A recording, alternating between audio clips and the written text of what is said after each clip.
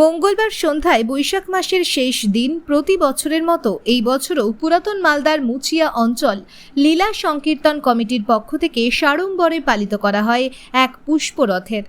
মঙ্গলবার সন্ধ্যায় এই পুষ্পরথকে ঘিরে আনন্দ মুখরিত হয়ে ওঠে গোটা মুচিয়া এলাকা।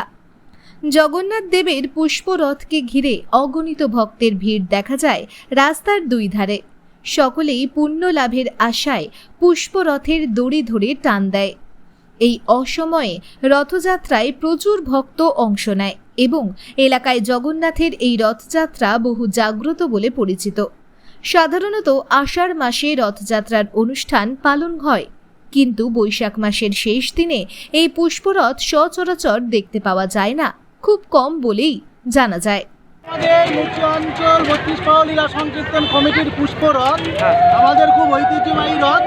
এই রথটা অধুনা বাংলাদেশ, একসময় ভারত ভোলাহাট থানার বাংলাদেশে ছিল। সেইখানে যখন ভারত এবং আমাদের স্বাধীন হয়, সে স্বাধীনতার পরে সে ভোলাহাট থেকে সমস্ত এলাকাবাসী আমাদের এই পারে চলে আসে। পরবর্তীকালে সেই রথ আমাদের আনা সম্ভব হয়নি। আমাদের পূর্বপুরুষদের মুখে শুনেছি 71 সালে বন্যার সময় সেই এলাকার যারা মুসলমান সম্প্রদায়ের লোক ছিলেন তারা খুব ভালোভাবে যত্ন সহকারে রেখেছিলেন এবং 71 সালে পাঠিয়েছিলেন।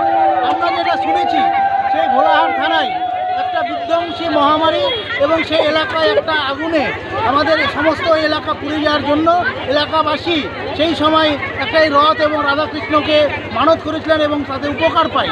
সেই থেকেই আমাদের এটা পুষ্প রথ। বৈশাখ মাসের সংক্রান্তিতে দীর্ঘদিন থেকে ঐতিহ্যবাহী রথ সেখানে হয়ে থাকে এবং প্রচুর লোকের সমাগম, মুচিয়া অঞ্চল এবং বাইরের প্রচুর ভক্তের সমাগম এখানে হয়।